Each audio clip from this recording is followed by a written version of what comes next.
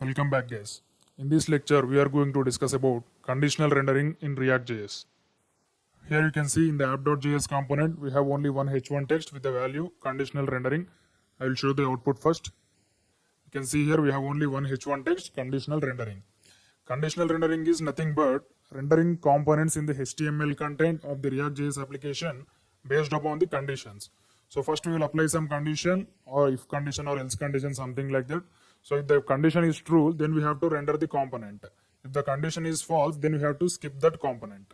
Now I will show you how to apply conditional rendering in ReactJS. First we have to write the condition in the return statement of the component. If it is functional component, we have to write it in the return, and if it is class component, we have to write it in the render method. So now we are in the app.js component. App.js is a functional component. So here we have to write the if statement. So if statement belongs to JavaScript, but in the return statement we have to write only HTML content. To avoid that problems, we have to use the curly braces and arrow functions to write the JavaScript in div content. So now I will show you how to write it. First you have to write the curly braces. Here you can see bottom of the h1 text I have written curly braces. In that curly braces, first you have to write the arrow function. So in that arrow function I will write one more parenthesis. After completing this arrow function, we have to write parenthesis. So this is the structure of conditional rendering. In this we have to write the condition, and afterwards we have to render the HTML components. First I will write one if condition in these statements. If true means if condition is true, we have to render the any HTML component. So I will return one h1 text.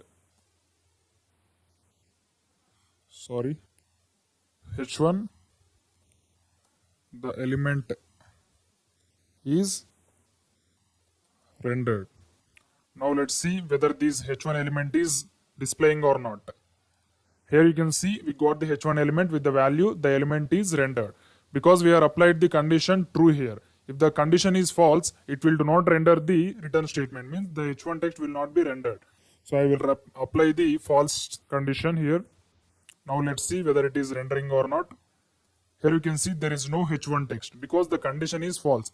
If the condition is true only, it will return the h1 statement.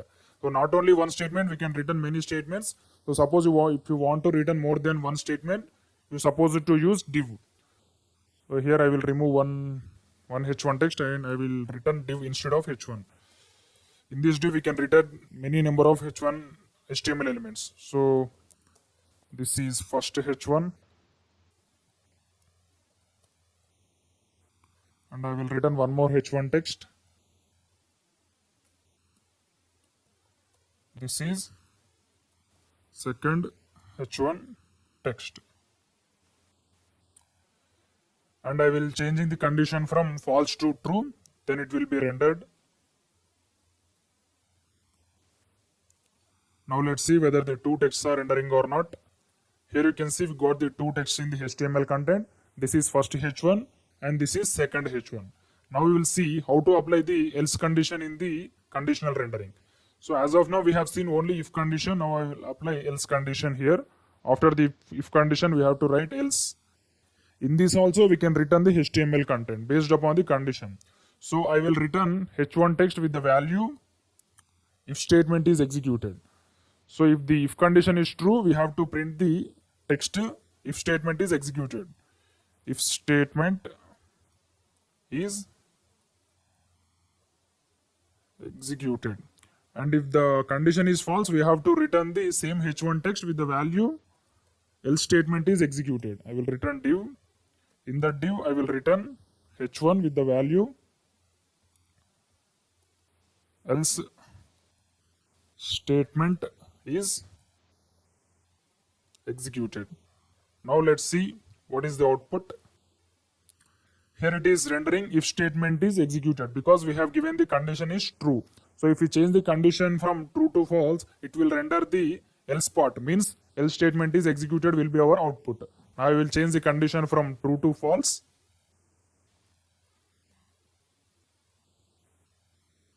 Now let's see the output. Here you can see we got the output else statement is executed. depends upon our condition, the components will be rendered in the conditional rendering. So conditional rendering in ReactJS is very simple. You should only remember the syntax of conditional rendering. So now once again I will explain the syntax of conditional rendering. First you have to open the parenthesis, and in that parenthesis you have to write the arrow function. And after closing the parenthesis, then you have to write the empty parenthesis. I will show you the syntax once again. I will write it in comments. First we have to open the parenthesis. In that parenthesis we have to write the arrow function. This is the arrow function. And after completing the parenthesis and arrow function, at last you have to write the empty parenthesis. Means you should not write anything in that parenthesis. This is the syntax of conditional rendering in ReactJS. First you have to open the empty parenthesis. In that empty parenthesis, you have to write the arrow function. After completing the arrow function, you have to write the one more empty parenthesis. This is the syntax of conditional rendering.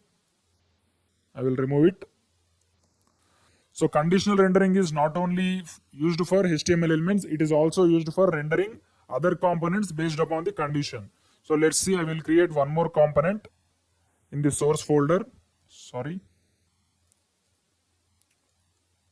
In the source folder, I will create one more component. The component name is second.js. Sorry, the second.js is already present. I will create another name. Third.js. Now we will add functional component in this. Import React from React. And I will write the function followed by the function name. Third. And in this I will return the HTML content. H1. This is third component. Now we have to export it.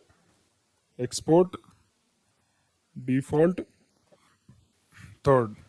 Now we should import this component in the app.js. Import third from. In this we have to write the file path third. Now if the condition is true, we have to render the third component in app.js. If the condition is false, we have to skip this component. First we will see the true condition. So if the condition is true, we have to render the component. Means we can simply write less than symbol followed by the component name. Here the component name is third and followed by the slash. Afterwards we have to write the greater than symbol. Here it is raising error. TR is not defined. So instead of true, I have written TR. That's why it is raising error. True. Now let's see whether it is working or not. If the condition is true, it should show the third component. In the third component, we have only one H1 text with the value this is component. Now let's see whether it is rendering third component or not. Here you can see we got the third component because the condition is true in the if statement. If the condition is false, we should not render the third component and we should display the text else statement is executed. Now I will change the condition from true to false. False. Now let's see whether the component is rendering or not. Here you can see the component is not rendered. It is executed else statement with the value else statement is executed because we have given the condition is false. That's why the component is not rendered. So like this way we can implement conditional rendering in ReactJS. So here the only part you should remember is the syntax of the conditional rendering. Thank you.